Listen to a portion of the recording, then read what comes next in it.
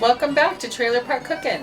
I'm GenieBDelishus. Today we're going to be making another great recipe, banana bread. This is my family recipe of banana bread. It's been in my family for generations. Everybody has their recipes for banana bread. Basically, what you do is when you've got bananas that are going ripe and they're too ripe, you throw them in your freezer and it preserves them. So I have 3 bananas that are soft enough to mush up right now that we're going to use to make our banana bread. The ingredients that are in the banana bread consist of flour, sugar, butter, coconut, vanilla, baking powder, a little allspice, and some salt. The one last ingredient, I should say, is eggs. You gotta have something in your banana bread to make it stick together. So we have eggs. So first, I like to mix my wet ingredients, and that consists of bananas. I'm gonna peel the skin off of these bananas. You can see that they're not brown on the inside. Make sure you get all those strings from the inside of the banana peel off, so it doesn't get into the batter.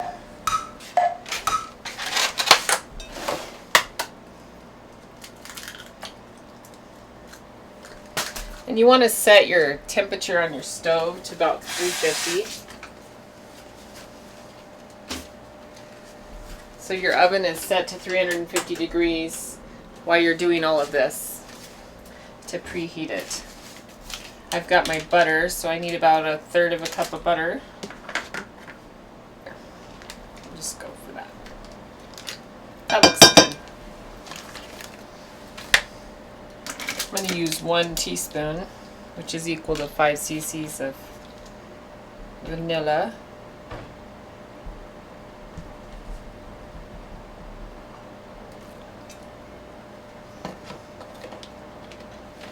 And then I'm just going to mix these things together with my handy dandy mixer, because I smush it down.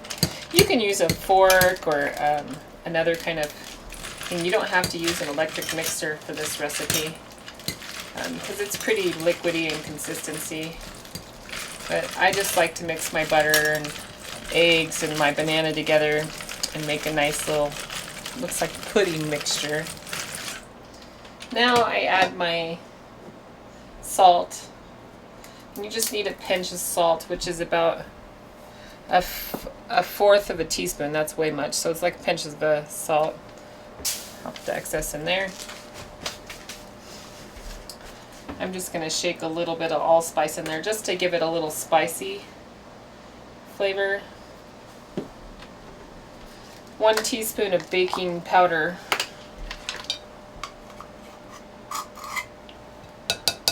That makes it rise. 1 cup of sugar.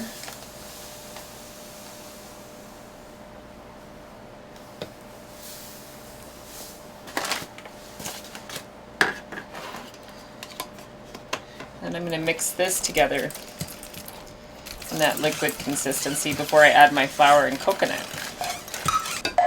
I'm going to add my coconut. Probably like a handful.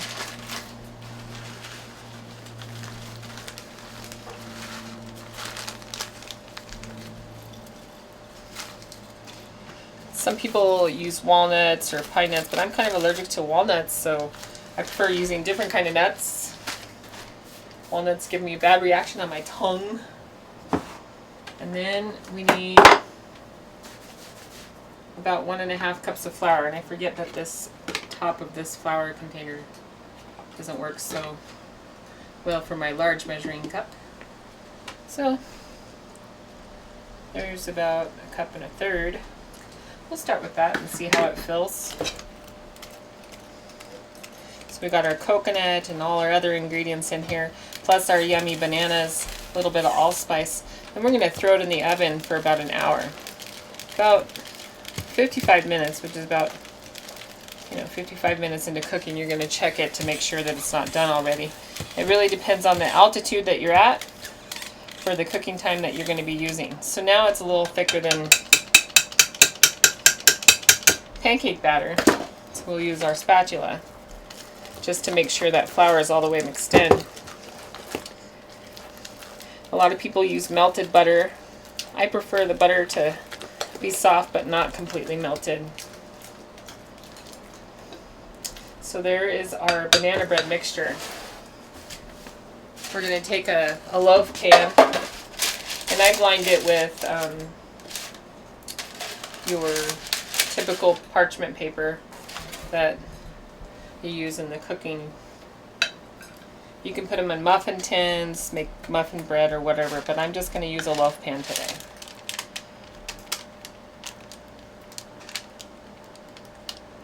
What this paper does is you don't have to use the butter and the flour or the shortening on the flour to line the bottom of the pan to keep it from sticking. Because most of my pans are rusted, it keeps the rust from getting on my cooking. So it just sits in about half the pan height with the, people call it wax paper. And then I'm going to stick it in the oven once my oven is heated. So now I'm just going to set it aside and wait. And then we'll put it in the oven and let it cook.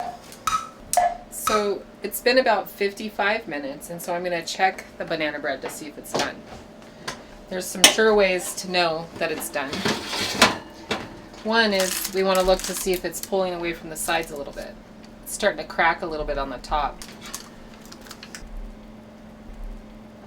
I'm going to stick a clean butter knife down the middle of the banana bread.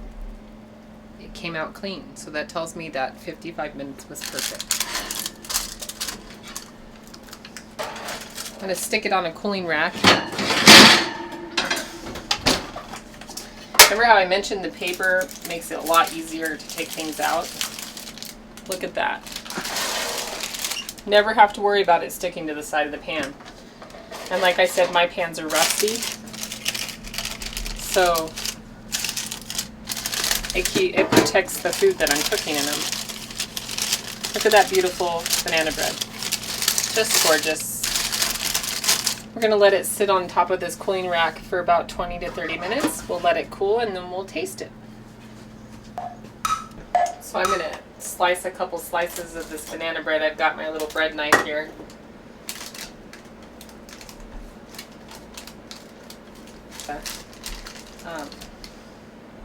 So I have my banana coconut bread, and you can see the pieces of coconut inside my banana bread.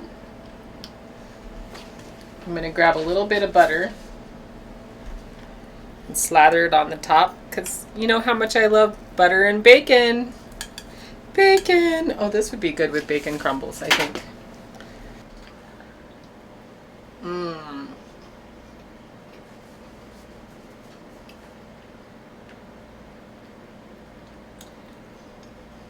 Wow, that's so good. With chewiness of the coconut that's inside the banana bread and the sweet flavor of the bananas, on top of that little bit of spice I stuck in there, just is perfect.